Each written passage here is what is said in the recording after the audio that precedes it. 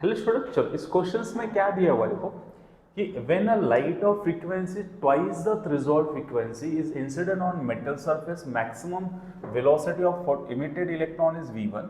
When frequency incident radiation is increased to 5 times of threshold frequency, then the maximum value of velocity is emitted electrons becomes क्या होगा v2. If v2 is equal to x times v1, then value of x. Okay, questions में क्या दिया है कि initially क्या दिया है कि incident frequency 2 times of threshold frequency है, that time velocity of electron v1 है. नेक्स्ट टाइम बोला इंसिडेंट फ्रीक्वेंसी अगर 5 टाइम हो जाएगा तो वेलोसिटी ऑफ इलेक्ट्रॉन v2 है, तो v2 is equal to x time v1 है, तो बताओ क्या होगा, x कितना आएगा. ओके, तो यहाँ पे दो केसेस दिए हुए, ठीक है, दोनों केसेस हम फोटो इलेक्ट्रिक इक्वेशन में सब्स्टिट्यूट करते, दो इक्वेशन आएगा, दोनों को क्या करेंगे, डिवाइड कर देंगे, v1 एंड v2 में एक रिलेशन आएगा, वहां से x इक्वेट कर लेंगे. क्लियर, समझ में आया. चलो तो क्या क्या गिवन है पहले लिख लेते हैं कि frequency 1 is 2 time threshold frequency and frequency 2 is 5 times of threshold frequency. ये क्वेश्चन में गिवन है और आपको निकालना है क्या, v1 बाय v2, ये रेशो फाइंड आउट करना है. चलो क्वेश्चन क्लियर हो गया. ओके, चलो तो स्टार्ट कैसे करते हैं. एनर्जी ऑफ फोटोन का फॉर्मूला, फोटो इलेक्ट्रिक इक्वेशन हमारे पास, energy of photon is equal to work function plus क्या होता है यहाँ पे, kinetic energy. Energy of photon is h nu, work function is h nu naught plus kinetic energy is half mv square.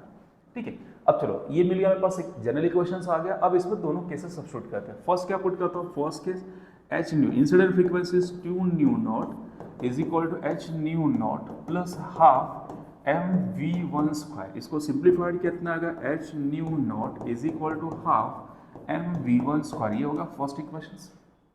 Clear. चलो अब second equations में क्या आएगा, यहाँ पे जो वैल्यूज दी है जनरल इक्वेशंस आया, इसमें क्या पुट करते हैं हम लोग, incident frequency is nu two which is 5 times क्या होगा, थ्रेशोल्ड फ्रीक्वेंसी.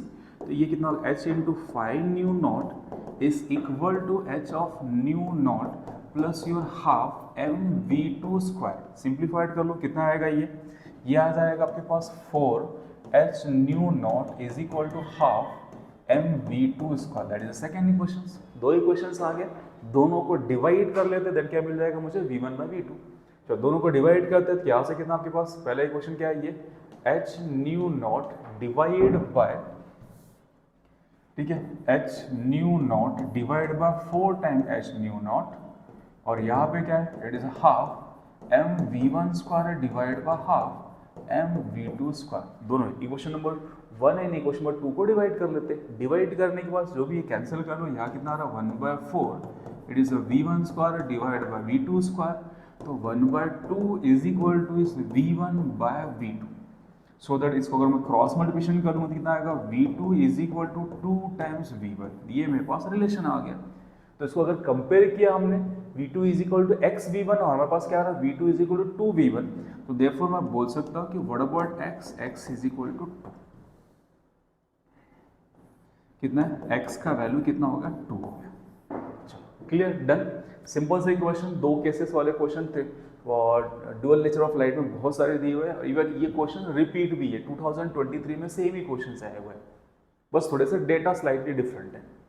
क्लियर, समझ में, दो इक्वेशंस बनाया, दोनों को डिवाइड किया है, आंसर्स.